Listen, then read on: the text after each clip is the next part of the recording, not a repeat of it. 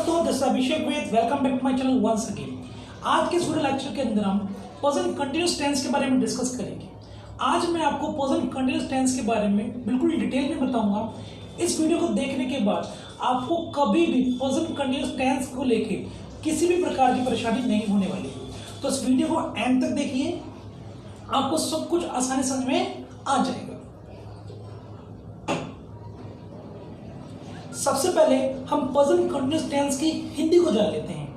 Present continuous tense की हमारी हिंदी होती है रहा है, रही है, रहे हैं, या फिर आप इसकी हिंदी को हुआ है करके भी समझ सकते हैं। इसके बारे में मैं बिल्कुल एंड में डिस्कस करूंगा ताकि आपको सब कुछ क्लियर हो जाए। तो सबसे पहले हम जानते हैं इसके स्ट्रक्चर के बारे में।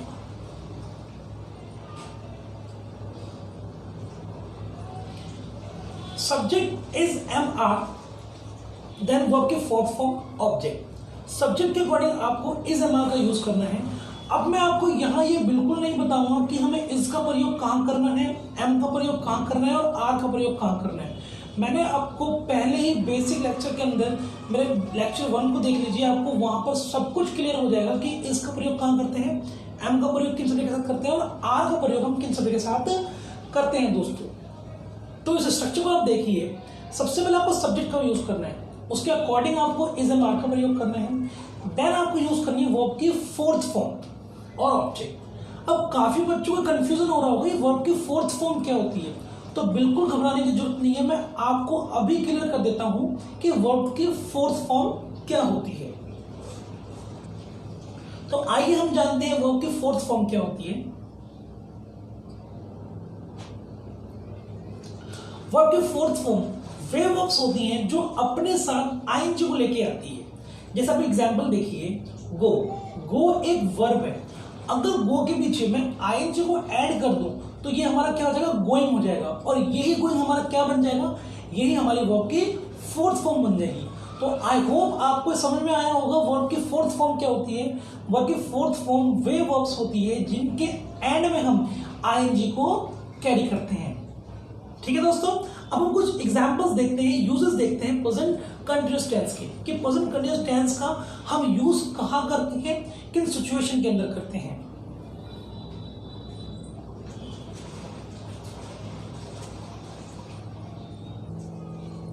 An action going on at the time of speaking. जब हम किसी से कोई बात करते हैं, उस समय का कोई कार्य चल रहा होता है, तो वहां पर हम प्रेजेंट कंटीन्यूअस टेंस का प्रयोग करते हैं। Example, Mukesh is coming now. Mukesh अभी आ रहा है। हम ये बात कर रहे हैं, मुकेश कब आ रहा है, मुकेश अभी आ रहा है। तो जब हम at the time of speaking में कोई कार्य चल रहा होता है तो वहां हम प्रेजेंट कंटीन्यूअस टेंस का प्रयोग करते हैं। वी आर प्लेइंग, मतलब हम अभी खेल रहे हैं। जब मैं बात कर रहा हूं तभी वो खेल रहे हैं, तो हम खेल रहे हैं, वी आर प्लेइंग। अब आप इसका एक पॉइंट और देखिए, आ टास्क इन कंटिन्यूएशन। कोई कार्य चल तो रहा है but not at the time of speaking. लेकिन जब हम बात कर रहे हैं लेकिन तब वो कार्य नहीं हो रहा है, लेकिन वो कार्य प्रोसेस में है, चल रहा है। नहीं समझ में आया? चलो एग्जांपल देखिए। I am doing MPhil.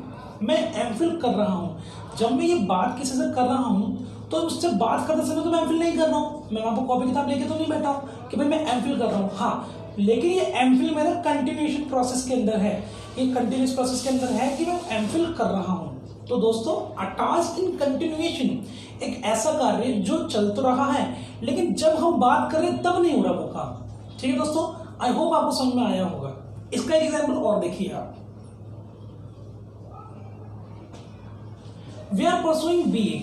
हम बीए में पढ़ रहे हैं। अगर आपसे कोई पूछता है आप कौन सी क्लास में पढ़ते हो, तो आप ये बोलोगे हम बीए में पढ़ रहे हैं, लेकिन उस टाइम तो आप बीए नहीं पढ़ रहे हो ना।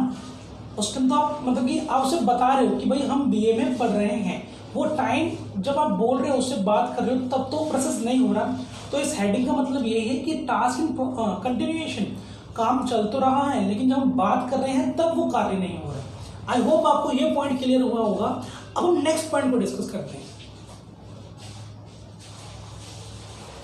अ task to perform in near future. जो कार्य हमें फ्यूचर में करना है उसको भी हम प्रेजेंट कंटिन्यूअस के थ्रू शो कर सकते हैं। मैं आपको एग्जांपल देता हूं। He is going to Mumbai tomorrow. वो कल मुंबई जा रहा है। मुंबई जाने का काम उसका कल का है, मतलब ये कार्य फ्यूचर में करेगा। तो आपको फ्यूचर को डिनोट करने के लिए भी कभी कभी आप प्रेजेंट कंटिन्यूअस टेंस का प्रयोग कर सकते हैं। और एक बात जो आपको ध्यान में रखनी है, कभी भी अगर आपको प्रेजेंट कंटिन्यूअस टेंस के थ्रू फ्यूचर को एक्सप्रेस करना है, फ्यूचर को डिनोट करना है, तो आप इन वर्ड्स को प्रयोग करना ना भूलिए। अगर इन वर्ड्स का प्रयोग नहीं करोगे तो आपका प्रेजेंट कंटिन्यूअस टेंस फ्यूचर को डिनोट करने वाला गलत होगा। तो आई होप दोस्तों आपको ये क्लियर हो रहा है मैं आपको क्या समझाना चाहता हूं, और यहां तक आपको किसी भी प्रकार की प्रॉब्लम नहीं हुई है। अब हम इसके बारे में कुछ और डिस्कस करते हैं।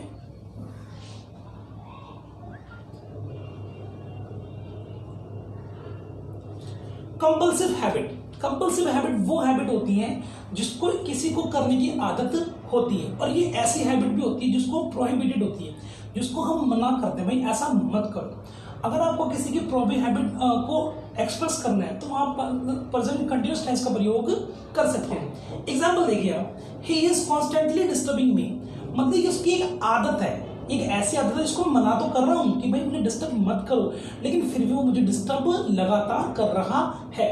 तो कभी भी आपको किसी की कंपल्सिव हैबिट को एक्सप्रेस करना है तो आप किस टेंस का प्रयोग करेंगे, आप प्रेजेंट कंटिन्यूअस टेंस का प्रयोग करेंगे।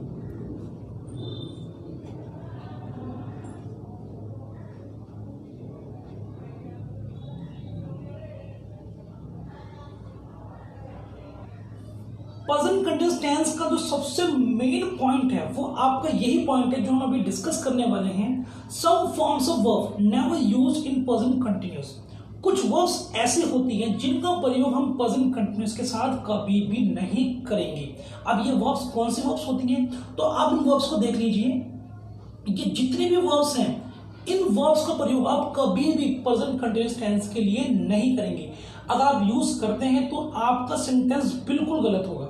इन सारी वर्ब्स को आप नोट डाउन कर लीजिए, ठीक है। जैसे एग्जांपल देखिए, she is knowing him very well, ये सेंटेंस गलत है क्योंकि ये नो क्या है यहाँ पे, नो एक ऐसी वर्ब है जिसका प्रयोग हम प्रेजेंट कंटिन्यूअस टेंस के लिए नहीं करते हैं। कुछ और एग्जांपल देखिए आप, he is understanding, he is understanding, you are feeling, ये जितनी भी वर्ब्स हैं इनका प्रयोग हम कभी भी प्रेजेंट कंटिन्यूअस के साथ नहीं करते हैं। अगर उसकी हिंदी बनती भी है, जैसे आप वह समझ रहा है, फिर भी आप इसको प्रेजेंट कंटिन्यूअस टेंस में प्रयोग नहीं करेंगे। आप महसूस कर रहे हो, हिंदी तो उसकी प्रॉपरली आ जाएगी, लेकिन फिर भी आपको इस वर्ब का प्रयोग प्रेजेंट कंटिन्यूअस टेंस में नहीं करना है। एक बार आप दोबारा देख लीजिए मैं किन वर्ब्स की मैंने बात कर रहा हूं। ये जितने भी वर्ब्स हैं इन सब का प्रयोग आपको प्रेजेंट कंटिन्यूअस टेंस के अंदर नहीं करना है दोस्तों। अब हम इस वीडियो का बिल्कुल मेन पॉइंट डिस्कस करते हैं। जैसे मैंने आपको शुरुआत में बताया था, जैसा कि हमने डिस्कस किया था कि हम प्रेजेंट कंटिन्यूअस की हिंदी हुआ है करके भी समझते हैं। तो हम यहां देख सकते हैं, जैसा कि मैं बोलूं मैं बैठा हुआ हूं तो आई एम सिटिंग, आप लेटे हुए हो यू आर स्लीपिंग। तो आई होप गाइज आपको ये वीडियो पसंद आया होगा। Thank you very much for watching my video.